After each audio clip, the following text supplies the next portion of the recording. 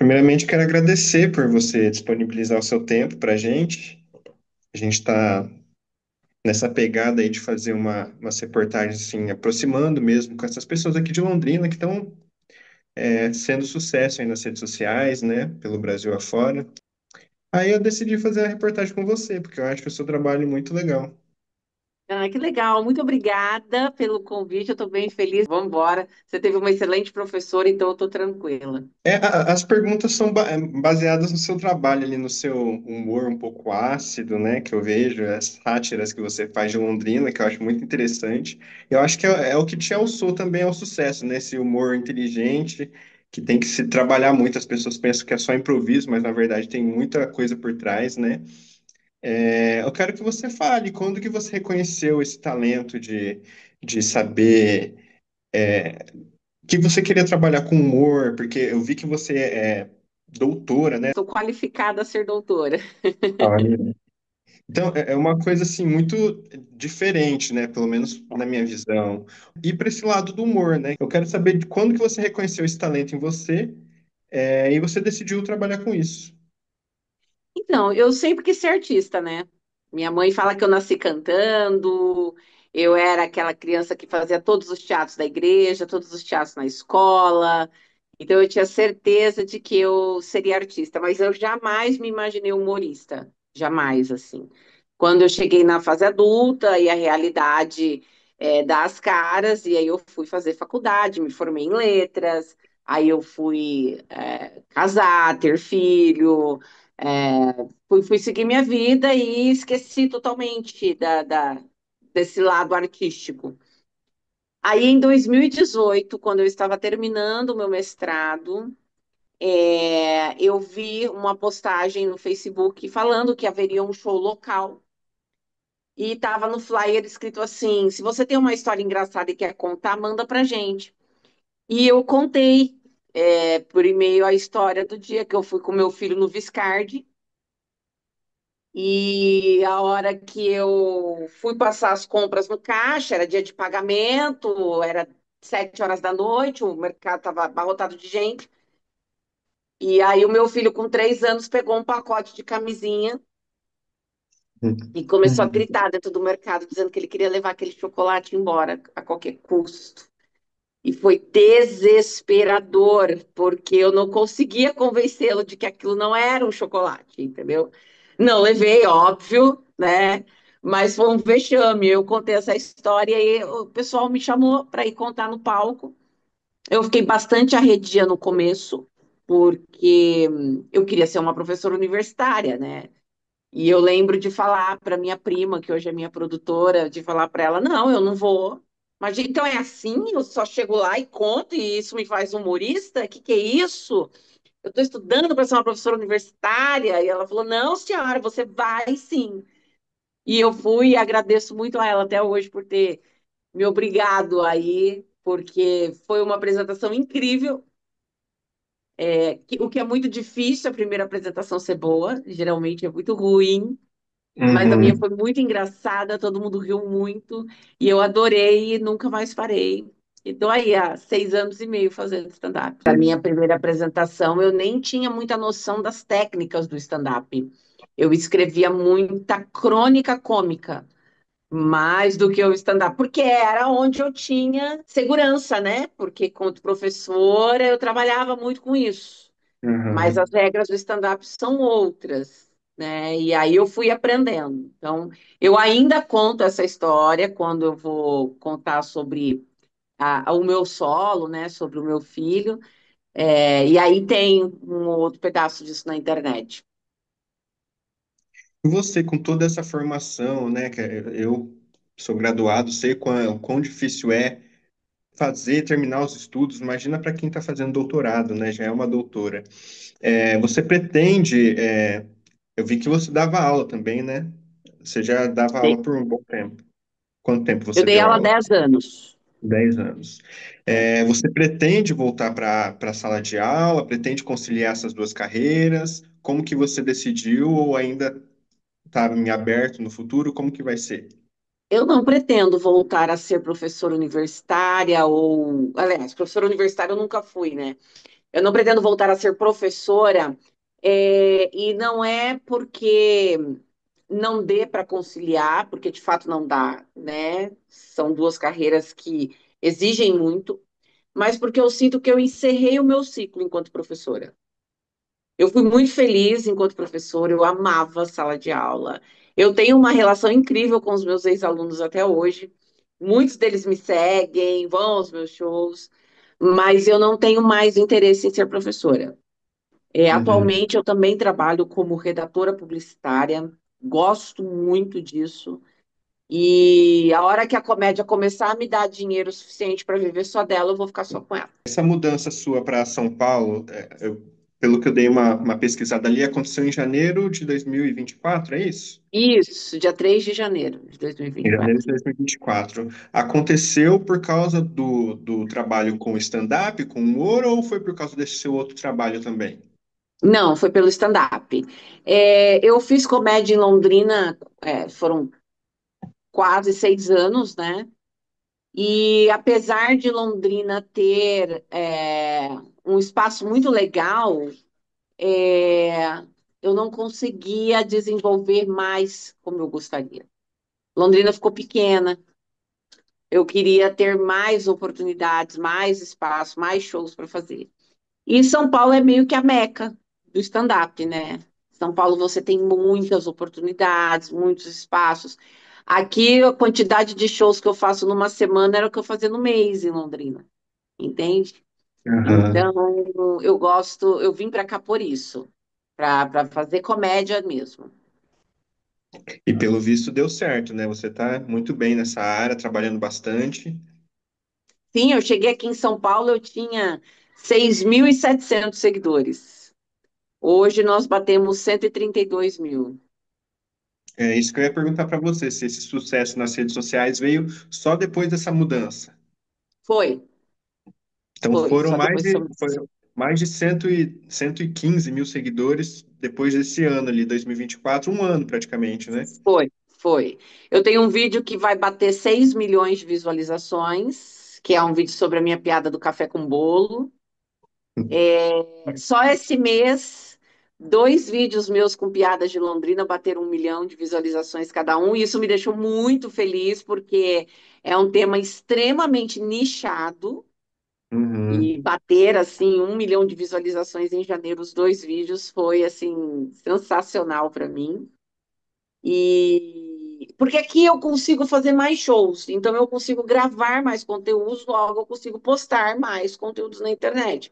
E os meus Uhum. conteúdos que melhor viram são os de stand-up. Às vezes eu faço um ou outro vídeo, mas ele não vinga tão bem quanto os de stand-up. Os de stand-up deslancha, vai sozinho. Como que está sendo para você lidar com essa avalanche de seguidores nas redes sociais, assim, mais de 100 mil em menos de um ano, né? Em um ano. Como que está sendo para você? Abriu novas portas, mais gente te reconhecendo, te chamando? Cara, é meio. Eu tô aprendendo ainda. Porque quando eu vim para São Paulo, eu achei que ia levar mais ou menos uns 3 anos para isso acontecer. E não, foi coisa de meses. Então é muito louco você estar numa cidade que tem 14 milhões de habitantes, e às vezes você entra no metrô, você entra no ônibus, você entra no shopping e você é reconhecida. Eu Uhum. acho isso assim bizarro. Nas eleições mesmo, eu, como sou da old school, né? Eu fui a uma escola aqui perto da minha casa para justificar os meus votos. E eu fui reconhecida pela moça que trabalha no TSE de São Paulo, que me seguia, que acompanhava. Eu falei, meu Deus, sabe? Eu acho isso Uhum. muito, muito bizarro ser reconhecida em São Paulo, porque eu já era em Londrina, mas quando eu era reconhecida em Londrina, eu achava que era alguém que tinha sido meu aluno. E eu falava, gente, eu dei aula para essa pessoa quando? Aí depois a Uhum. pessoa falava que era do stand-up, eu, sim. Mas aqui em São Paulo, não. Aqui em São Paulo, o reconhecimento sempre é pela internet. Ah, eu te sigo no TikTok, eu te sigo no Instagram, eu também faço café com bolo, é um barato isso, eu adoro. E agora voltando um pouco mais sobre o assunto das suas piadas, né? Que são variados, vários assuntos, você aborda várias coisas, coisas da sua vida, coisas do seu cotidiano, mas também você toca nesse tema da política, né? Você tem algum tipo de medo de mexer com essas questões de política, de tirar sarro de político? Porque na nossa experiência do dia a dia sabe que eles não gostam muito, né? Então, nesse caso que você viraliza talvez uma abrangência muito maior no território nacional, em Londrina principalmente, que chega, assim, chega em São Paulo, aqui em Londrina chega avassaladora essa questão dos vídeos, né? Chama muita atenção. Você tem medo ou para você é tranquilo? Trabalha com esse assunto? Já pensou em evitar?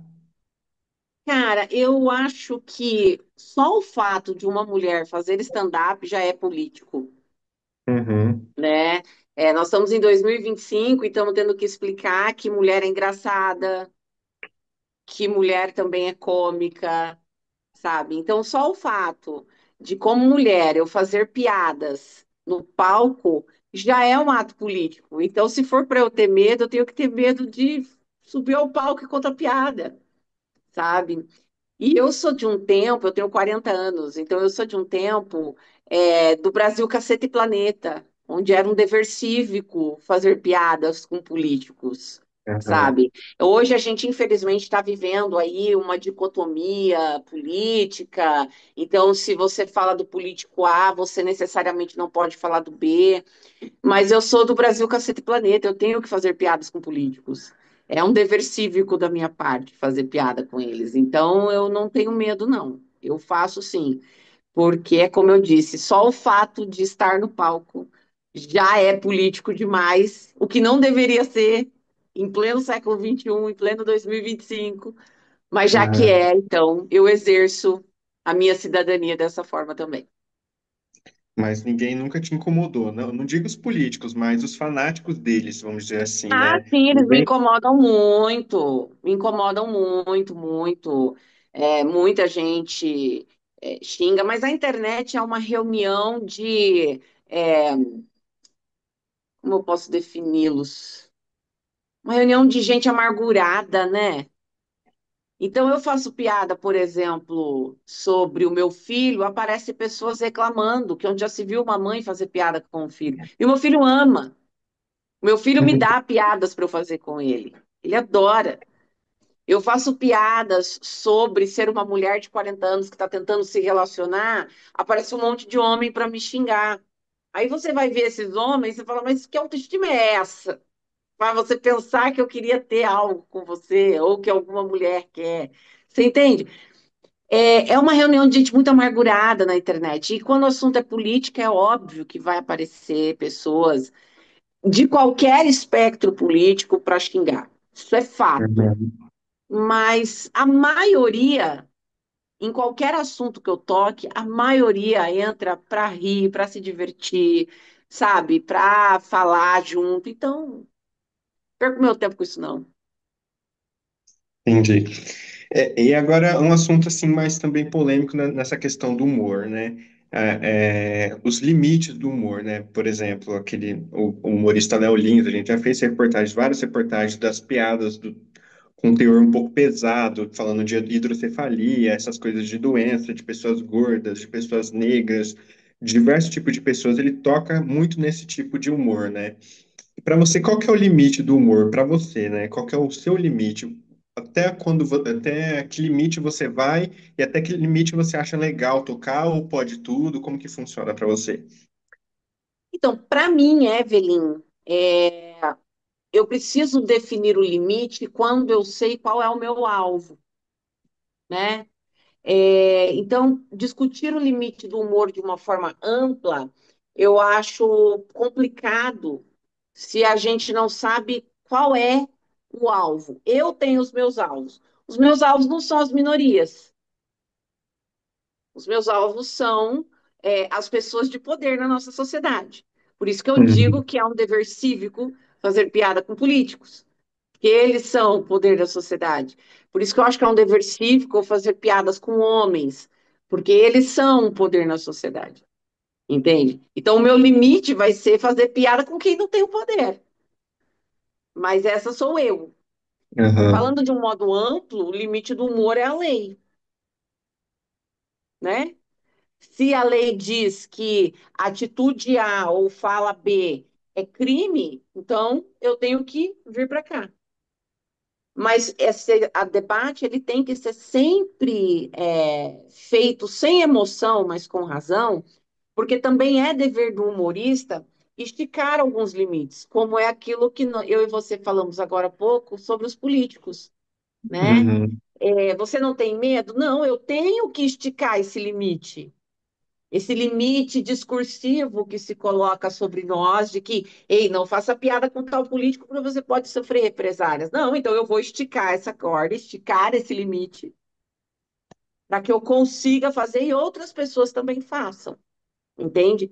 Agora, fazer uhum, piada com quem apanha é fácil, eles já apanham, e aí não é o meu foco. Então, eu acho que o que define o limite do humor para o humorista, sobretudo, é qual é o alvo dele. Quando ele sabe qual é o alvo, ele sabe exatamente qual é o limite que ele precisa respeitar. uhum. E, Sim. claro, as leis, né? Isso aí a gente não pode nunca perder de foco. Então, você não gosta desse tipo de piadas que levam em consideração a aparência das pessoas, por exemplo, pessoas gordas, pessoas com deficiência, isso não é para você. Não, não é, mas a gente precisa, por isso que eu falo que esse debate ele é um debate que ele não pode ser feito só com emoção, porque a gente precisa entender que essas pessoas também têm senso de humor. Né? Aqui em São Paulo nós temos uma cadeirante que chama Mel Risotino. Ela é maravilhosa, ela é cadeirante, ela tem hidrocefalia e ela é humorista. E nós já fizemos piadas juntas no palco. Uma vez ela me chamou, aí foi uma salva de palmas para Hot Wheels da comédia.